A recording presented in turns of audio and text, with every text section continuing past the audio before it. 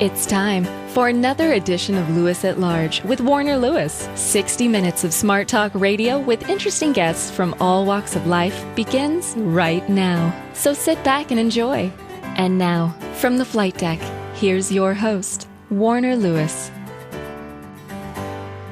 Well, welcome everybody to another edition of Lewis at Large. Here's truly Warner Lewis from the flight deck. And of course, that means some smart talk radio is in your future. In this segment, a subject that we have talked about at times on this show, probably not enough. We're talking about a brand new resource guide and work called Untying the Yellow Ribbon, Transforming How Veterans and Communities Thrive. It is written by Gretchen Marthens. Who is Gretchen Marthens? She is affectionately known as the Veteran Lady. She is a very passionate advocate for the importance of community mobilization and a reliable safety net to prevent another generation of young veterans and not losing them and making sure that their return home is a healthy and productive one. She's the founder and CEO of Homeward Deployed Troops to Towns, and it's a resource for city and county managers, and it actually launched last year. Anyway, we are very happy to have her here. Gretchen, how are you, my friend? I am very well. How are you doing? Well, I think we're good here. Let's do this. Appreciate the work that you do. Share with our Lewis at Large listeners how the whole world of returning veterans, why is that important to you? Well, it's twofold. One, my dad's a Vietnam veteran, so I know what happened in my life growing up, and I never want anyone to feel sorry for me, and he was a very, very successful physician. But life is kind of messy, I think, in certain areas because of his Vietnam experience, and I just don't want that for another generation of military kids. And the second piece is looking at what happened to that generation of veterans, and we turned our backs on them, and many of them 40 years later have not transitioned well into society. And now we have this generation of 3.2 million post 9/11 veterans who are home or will be coming home over the next couple of years, and they deserve a right to thrive. And we need them in our city governments, as employees, as community volunteers. So it's really important that we support them coming home this time around. We know that so many of them had very, very difficult, life-altering experiences while they were deployed. But as you look at it, and I know that you're not here to point fingers, but do the issues lie primarily with their reentry? Does it lie with the responsibility really lie with the military? Does it lie with the community that's accepting them back into the community? Tell us where the real serious breakdown happens, in your opinion. Well, I think it's both. I mean, if we're really going to look at sort of the bigger picture and policy, the responsibility lies with our federal government. They are the people who are supposed to be taking this on. And when I talk to people, what they say is really good or bad, right or wrong, fair or unfair. Our federal systems aren't going to have this handled. And when we look at the current VA crisis, we're not going to reinvent the VA in the next 6 to 12 months to help all the people who are already home, who are coming home. So the truthiness of it is that it's up to us on Main Street. We're the only safety net left that's nimble enough to actually react and respond. And the good news is that many communities are. And the good news is that's what we've always done. I mean, that's the history of America, is communities taking care of their own people, stepping up. You know, life has been hard for a lot of us. People lose jobs, they lose homes, and yet we have these veterans that we sent to war, and they're home, and they need our help.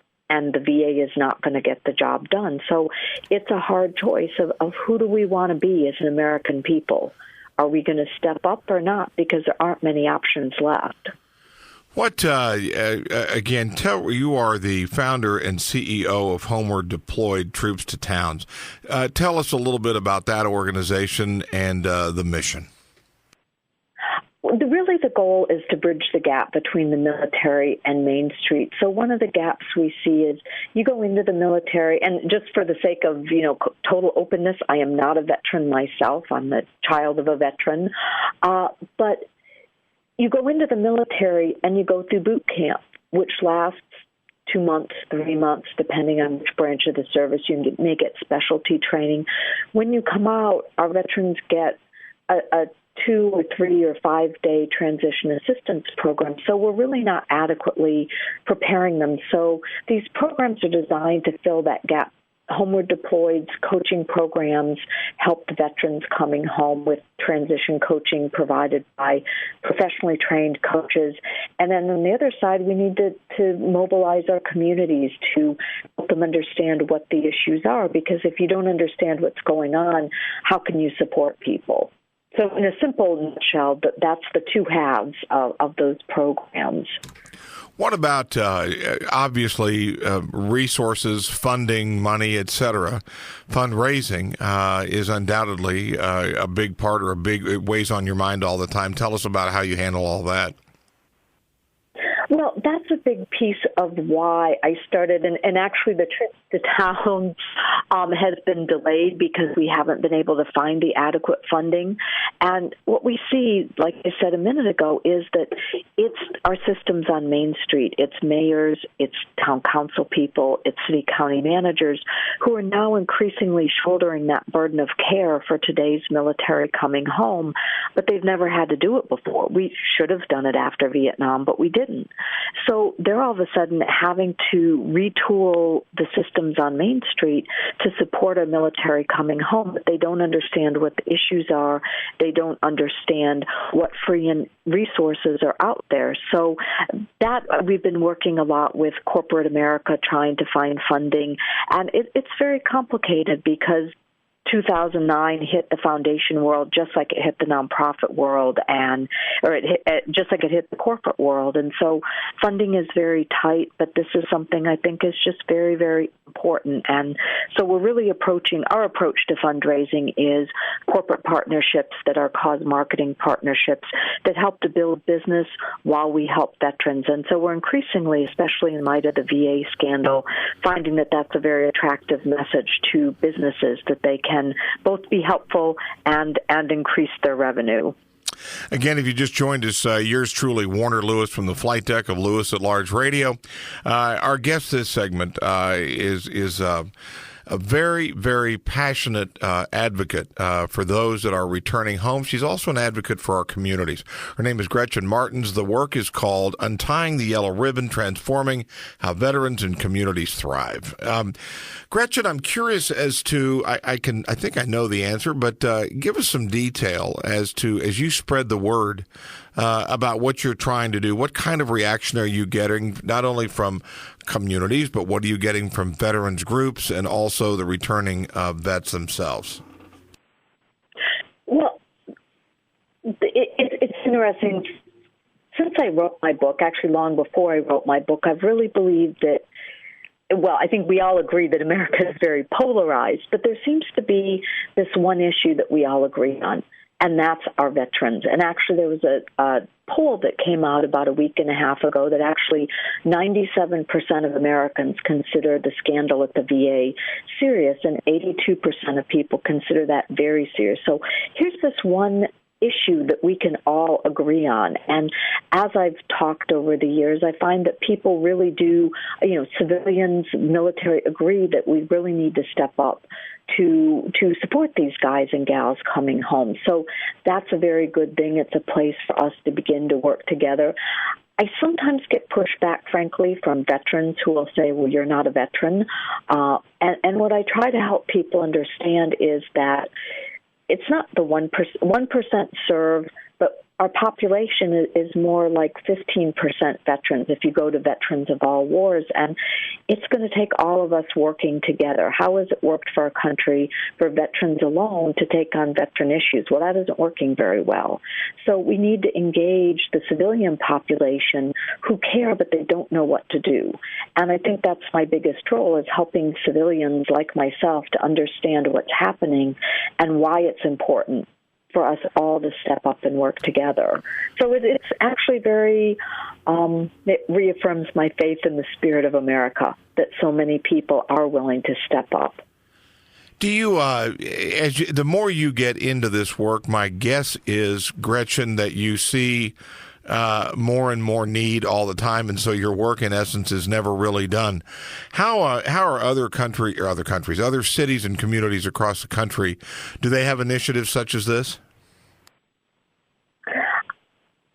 Cities are increasingly, or I should say communities, because they may be towns or villages, are increasingly taking this on. But if we look at, there are 19,000 municipalities across the country. Fewer than 100 of them have any kind of organized community-wide initiative trying to bring all the veteran-serving organizations and the sort of veteran-friendly organizations together. So I think this is a gap where we can get a lot done. I live in Tyler, Texas. Tyler has taken this on for 3 years, and that community safety net has really strengthened. And yet, it isn't like this is some $1 million project. This is concerned citizens, veterans, and civilians, and our local government working together. And it's really creating a much better safety net for our veterans. And we're really proud we have this second generation of this.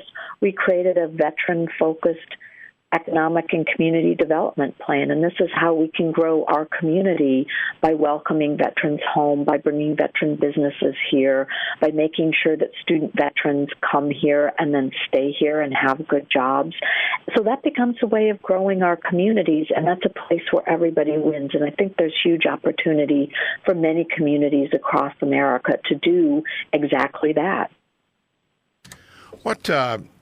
What about those people? I can't imagine you getting any pushback, but are you getting some at all?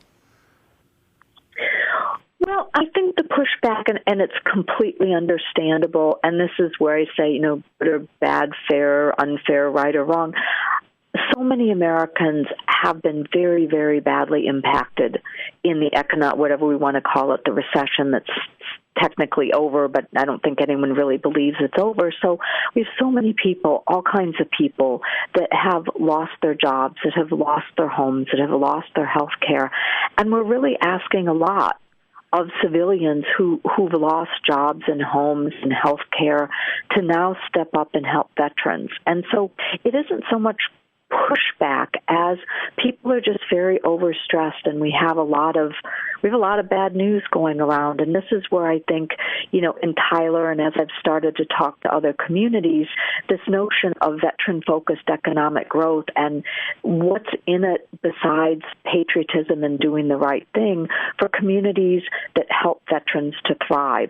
There's an economic bottom line for saving money in local government, for creating economic development in your community. And so it's taking the bad news and saying, what is it? What's the silver lining inside the storm cloud? And there is a silver lining here. So I think things have moved forward much faster, focusing on the silver lining. Gretchen, again, we see what you are doing in Tyler, Texas. We see some other communities. When somebody reads this book and understands sort of what you're doing, what can they do? What can we do as individuals in response to all this? Well, and that was actually the whole point of writing the book, was to help just regular people. I mean, I always hate to use, Joe the plumber, but he gets so much media attention. But the regular man or woman off the streets, the plumbers, the teachers, the doctors, the nurses, to understand what's happening, to understand what's at stake, and then to understand the things that each of us can do. So the last chapter of the book is all about, I think it's 187 things that regular people can do. And as Troops to Towns is getting built out, there'll be a whole lot more information on what people can do to actually help in their own community. So to give you a quick example, let's say you're a soccer coach or a Girl Scout leader. You're going to have that kid, because I used to be in Scouts for years, you always have that one kid that just makes you crazy. And what if you get to know that child and you find out that they're a military family? Can you become an advocate for them? Get to know the parents, find out what they need. Instead of saying, well, there are a lot of resources out there, Warner, and I'm sure you could go find them, say, well, you know what, why don't you let me see if I can find you the kinds of, let me see if I can find someone in our community that would help you with PTSD, or maybe you're a disabled veteran and you need a ramp built into your house. Let me call some of the local construction companies and see if someone would build you a free ramp or adapt your bathroom. And those are just simple things that each of us can do that fit in seamlessly to whatever our lives are. As you look across America, do you believe that as a community, Americans are becoming more and more welcoming and appreciative of veterans, or are we continuing, so to speak, to lead our everyday lives and not really looking left or right? I think it's both. I think we have much more of an awareness of the importance of recognizing our veterans. I think, and this is just a human tendency, is we do get busy with our own lives, and we have sick parents or kids who aren't doing well in school, and it's easy to focus on what's happening in our own lives. I think the other piece of it is people, you see these big scary stories about the VA, and you think, oh my gosh, I work at Walmart, or I'm a teacher, or I'm a soccer coach. How could I help? But there are literally thousands of ways that you can help. So I think it's both, and I think it's just us, taking a deep breath and saying, okay, we're all going to take one more step to help our military. If everyone did one thing every week, whether it's making a phone call, it's volunteering for an hour, or maybe you have $1 million and you can write a big check. All of that is going to really make a difference if every person did the one thing that they could do. Well, the subject is broad. It is one that has faced us as Americans for over 200 years. The world, the realm of the returning fighting man or woman, how do they handle their reentry? How do we help them? How can we help our communities thrive and make sure that not only are the veterans thriving and making a contribution, but the community is enveloping them as well? The work is called Untying the Yellow Ribbon by Gretchen Marthens, and the organization, again, of which she is the CEO and founder, is Homeward Deployed Troops to Towns. Gretchen, how can people find out more, not only about the subject, but also about the work that you're doing? Well, it's easy to follow me. I'm on Twitter at The Veteran Lady. There's a YouTube channel called Gretchen Marthens, or you can Google Untying the Yellow Ribbon. And there's a website called untyingtheyellowribbon.com and also homewarddeployed.org. Well, we appreciate very much your contribution to individuals, to your community and the surrounding area of Tyler, Texas. And thank you so much for sharing some of this and putting it all into a resource called Untying the Yellow Ribbon. Thank you so much. And thank you for helping us to get the word out so we take care of our veterans this time. It's people like you that really make a difference. You bet. We will be back with more right after this on Lewis at Large.